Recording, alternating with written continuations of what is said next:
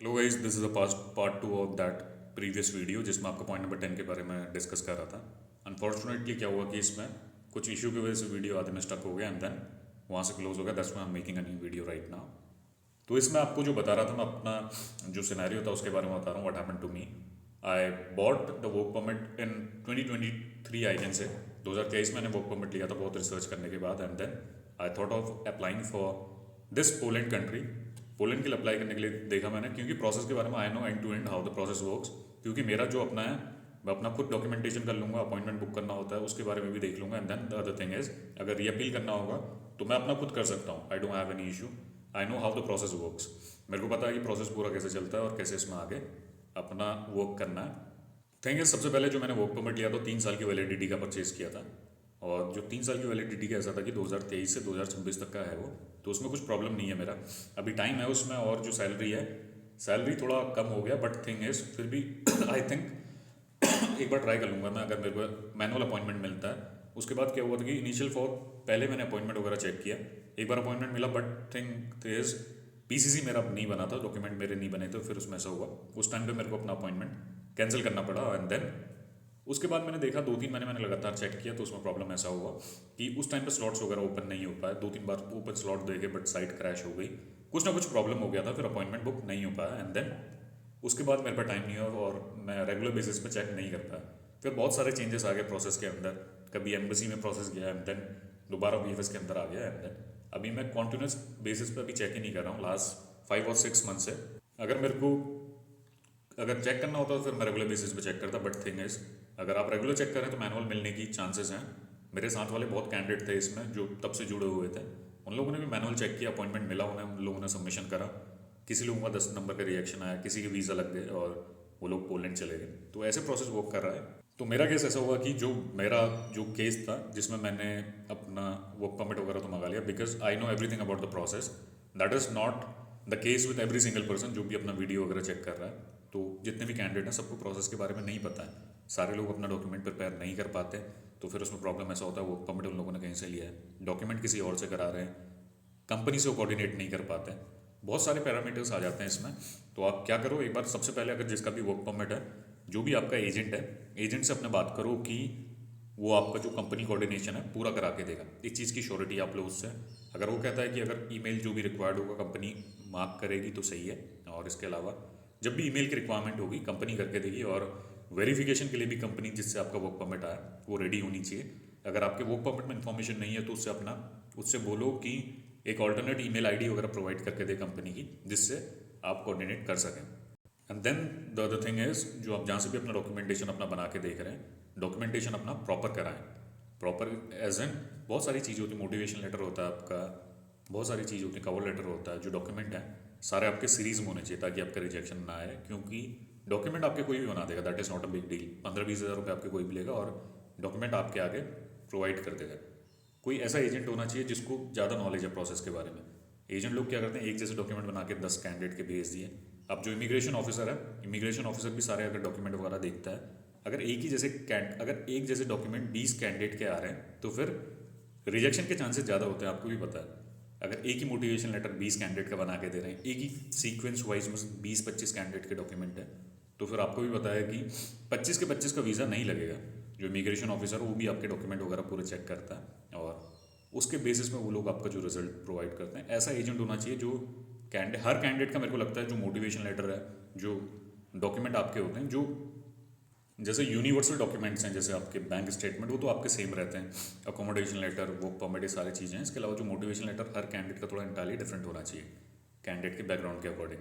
कोई ऐसा काम करके दे तो फिर उससे कराओ। और देन इसके अलावा जो आपका सबमिशन हो जाता है, सबमिशन होने के बाद वेरिफिकेशन आपका होना चाहिए। वेरिफिकेशन होने के बाद जब वीज़ा आ जाता है तो सही है। अदरवाइज़ अगर आपका रीअपील करना है, जिससे आप अपना फाइलिंग करा रहे हैं, वो कैंडिडेट ऐसा होना चाहिए जो आपकी रीअपील में भी हेल्प करे। अगर आपका रीअपील वाला केस आता है तो फिर उसमें भी आपकी हेल्प करे और आपको डॉक्यूमेंट प्रिपेयर करने में हेल्प करें। अदरवाइज़ बहुत सारे कैंडिडेट हैं वो खुद नहीं कर सकते हैं, मेरे को भी पता है इसमें। सारे कैंडिडेट ऐसे हैं कि आधे लोगों को नॉलेज नहीं है, तो उनको एक सपोर्ट चाहिए होता है, एक ऐसा एजेंट या फिर कोई मेंटोर चाहिए होता है जो सारी इन्फॉर्मेशन उनकी बना के दे और पूरा उनको पूरा सीक्वेंस वाइज डॉक्यूमेंट पूरा प्रिपेयर करके जब उनका सबमिशन है उस टाइम पे वहाँ पे उनकी हेल्प करे। तो फिर ऐसे अपना काम कराओ। अगर उसके बाद भी रिजेक्शन आता है तो फिर it entirely depends on luck. But जैसे मैंने आपको बताया, जो पहले का जो प्रोसेस है आपकी कंपनी पे डिपेंड करता है।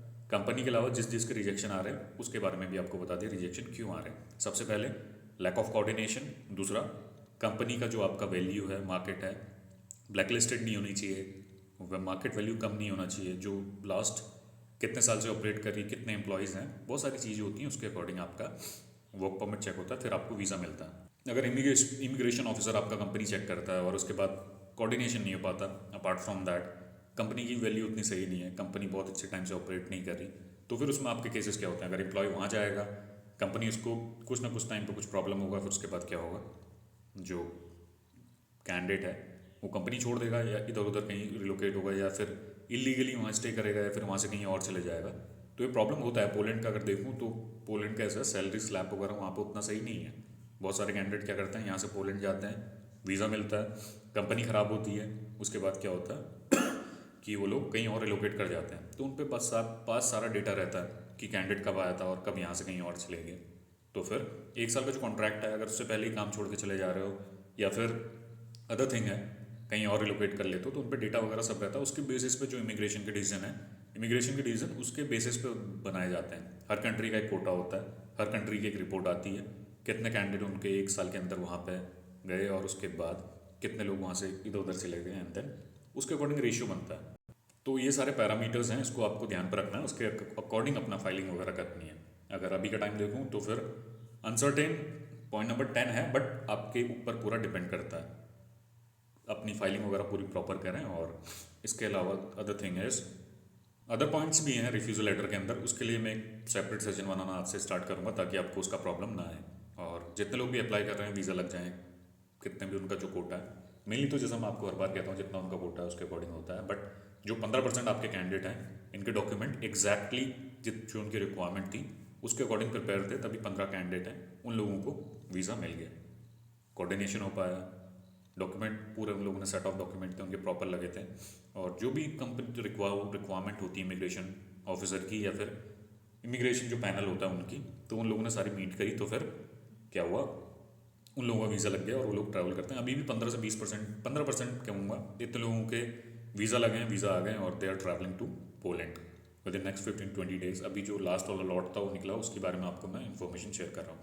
उस लास्ट लॉट में इतने सारे कैंडिडेट हैं, बहुत सारे कैंडिडेट ऐसे हैं जिसके 10 के साथ 2 रिजेक्शन हो रहा है, 7 नंबर का रिजेक्शन आया, 3 नंबर का आया, तो फिर ऐसे रिजेक्शन वगैरह भी आए हैं। तो फिर इन सारी चीज़ों को आपका ऐसा होता है, जिनके 3 नंबर के रिजेक्शन आया उनको किसी ने ऐसा कह दिया होगा कि आपने डॉक्यूमेंट अपना बैंक बैलेंस रिक्वायरमेंट नहीं है। बहुत सारे कैंडिडेट ऐसे होते हैं, इसमें कमेंट सेक्शन में पिन कर देते हैं, या फिर जो आपका एजेंट है जिसको नॉलेज नहीं होती प्रोसेस के बारे में, दे से दैट पॉइंट नंबर 3 में पोलैंड के लिए बैंक बैलेंस जो बैलेंस रिक्वायरमेंट नहीं है, बैंक बैलेंस आपको शो नहीं करना है। तो आधे कैंडिडेट ऐसे हैं उनका 3 नंबर का रिजेक्शन आया, या फिर इसके अलावा जो कैंडिडेट है उन लोगों ने लास्ट 3 मंथ्स का अपना स्टेटमेंट मेंटेन नहीं करा था और बैंक सर्टिफिकेट लगा दिया होगा उन लोगों ने, चांसेस हैं आपका रिजेक्शन आ जाता है बैंक सर्टिफिकेट में। इसके अलावा 4 नंबर में आपका ऐसा है कि आपने कहीं से भी इंश्योरेंस अपना परचेज कर दिया, पैनल के अंदर नहीं था वो और आपने वहाँ पे शो कर दिया, 4 नंबर का आपका रिफ्यूज़ल आ गया।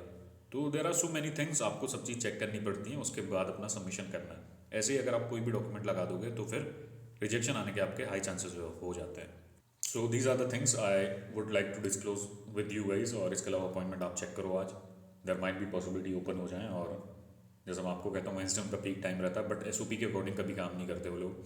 वेंसडे के अलावा भी कभी भी स्लॉट्स ओपन कर सकते हैं। और अगर आपका अदर कैटेगराइजेशन है मंडे टू फ्राइडे आप चेक करो, स्टूडेंट वीज़ा के अंदर आपके स्लॉट्स ओपन हो जाएंगे। And apart from that if you are looking the appointment in other categorization like national other national dependent, इसके स्लॉट्स आपके हमेशा अवेलेबल है। Apart from that if you want information regarding any of the process regarding Poland, you can ask me in the comment section, I will help you out in that. और अभी मैं video post कर देता हूँ। Apart from that tomorrow is a big day for every single person वो are from south zone और north zone.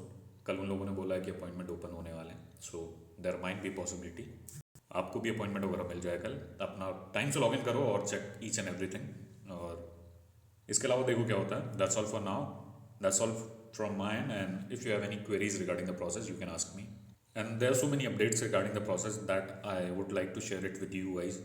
तो फिर मैं उसके लिए वीडियो आपको बना के इन्फॉर्मेशन वगैरह शेयर करता रहूँगा। Thank you guys, have a nice day.